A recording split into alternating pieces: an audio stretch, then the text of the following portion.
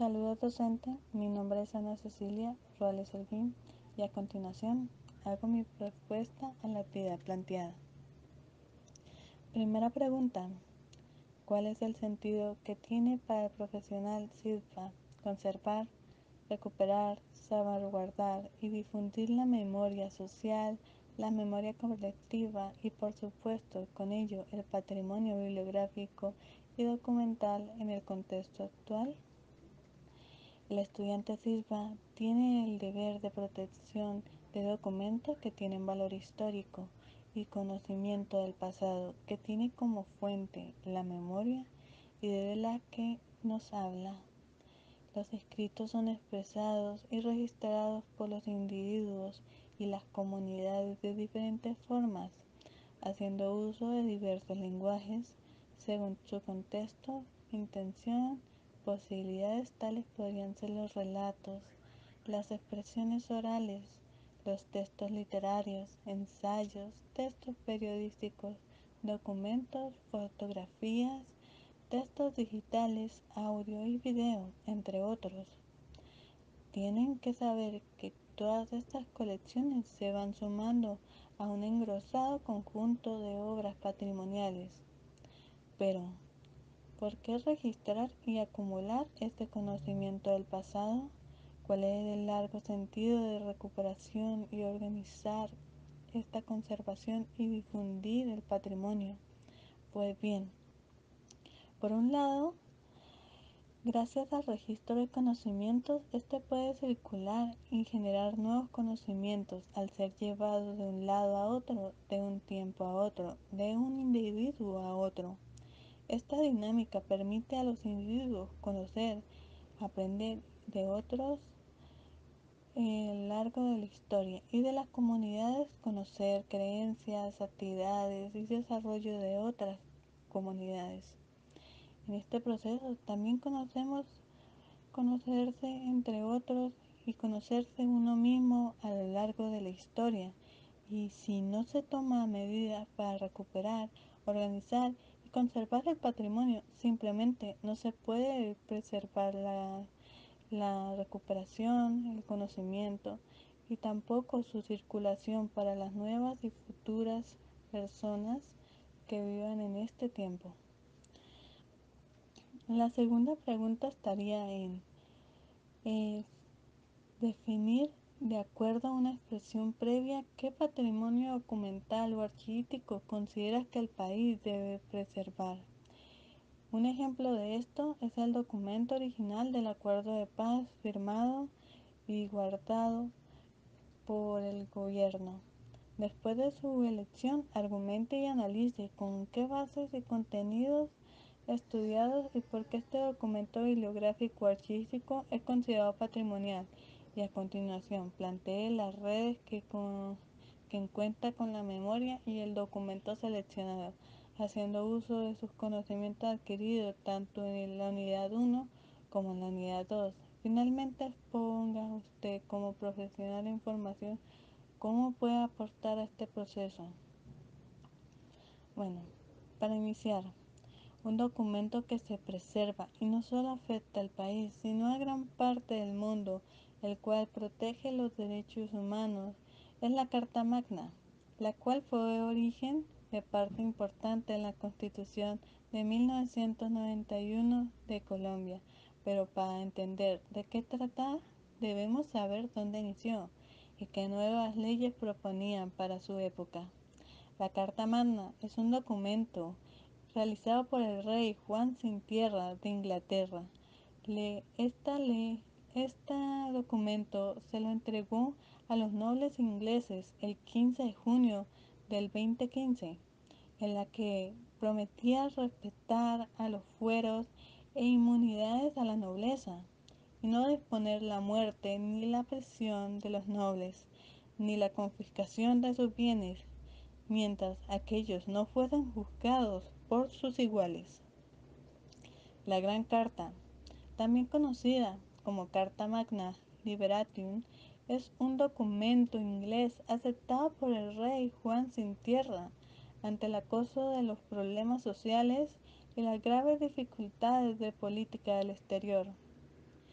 fue elaborada después de tensas complicaciones y reuniones con el subrey, después de muchas discusiones entre los nobles de la época. La Carta Magna fue finalmente sancionada y por el rey Juan I en Londres del 15 de junio del 2015. Pero, ¿qué contenía la Carta Magna en aquella época? Lo primero que aparecía era que el pueblo, el Estado, se liberaba de la Iglesia en sus decisiones de protección y en otras decisiones, ya que era muy conocido que en aquella época la Iglesia tenía gran poder sobre todas las decisiones y leyes que se proponían en los reinos. Otra ley que defendió la Carta Magna fue el derecho de propiedad.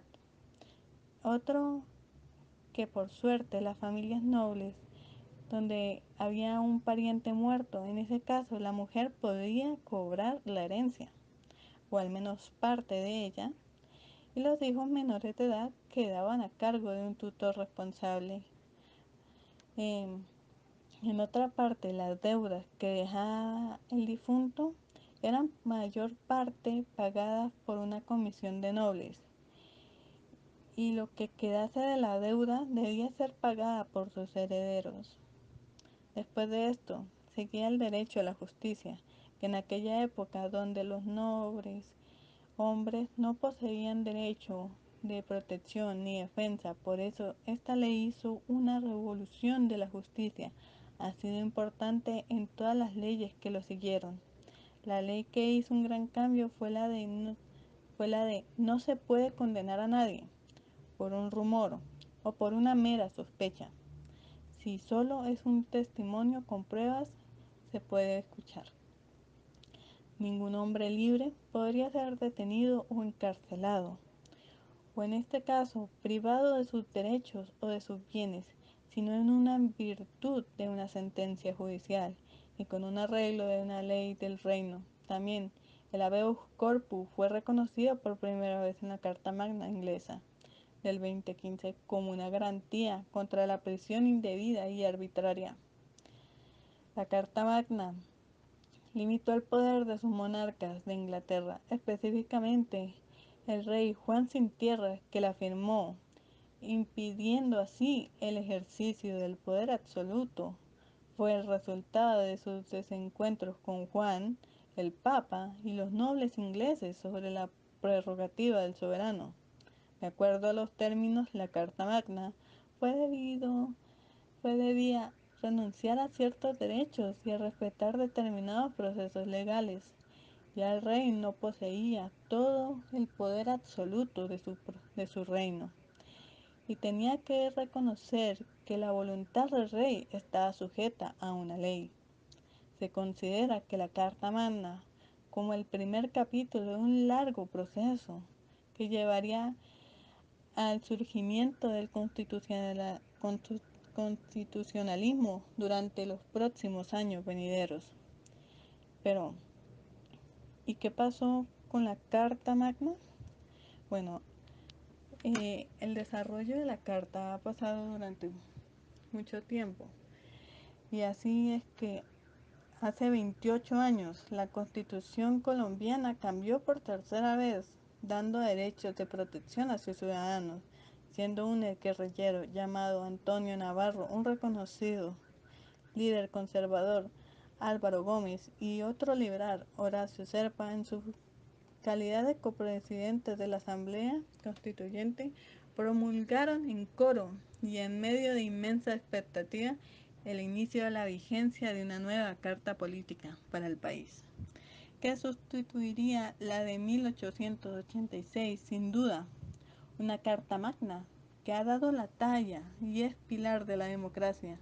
Propios y extraños coinciden que fue un modelo, no solo para Colombia, sino incluso para el mundo, un término de garantizar los derechos fundamentales, y le incluso aportó herramientas en la sociedad, como es el caso de la tutela, o instituciones que deben interpretarla y salvaguardarla en la Corte Constitucional, entre otras. Tras su promulgación, no han faltado los intentos de echar abajo esta carta y todos los derechos que ha proporcionado a su pueblo. Muchos de sus avances, sobre todo en el terreno de los derechos humanos, pero con altas y bajas, la Corte Constitucional ha logrado defender su espíritu. Pero, ¿podemos considerar que la Carta Magna es un documento patrimonial? Sí, confirma que un documento patrimonial es todo documento que se ha generado en cualquier época y que ha reunido en el ejercicio de su función por cualquier organismo o entidad de carácter público. Las personas jurídicas en cuyo capital participe mayormente el Estado u otras entidades públicas son aquellos documentos que la ley protege. Es así que la Carta Constitucional, nuestra Carta Magna, no solamente es un documento patrimonial para los colombianos, sino también un documento patrimonial para este mundo en el que el desarrollo tecnológico nos ha permitido existir y conocer nuestros derechos. Como profesional, este documento ha sido gran parte de ayuda, no solamente por mis derechos como humano, como persona y como mujer, sino también como profesional en ciencias de la información y documentación, archivo y bibliotecología, donde no solamente hay protecciones de los documentos, que ya no se pueden elegir ciertos documentos para guardar y otros no, aunque tengan casi el mismo valor, y haya un poder para interpretar el derecho de autor, también ha sido importante para nuestras actividades diarias. Muchas gracias. Con cariño, Ana Cecilia Ruales Holguín.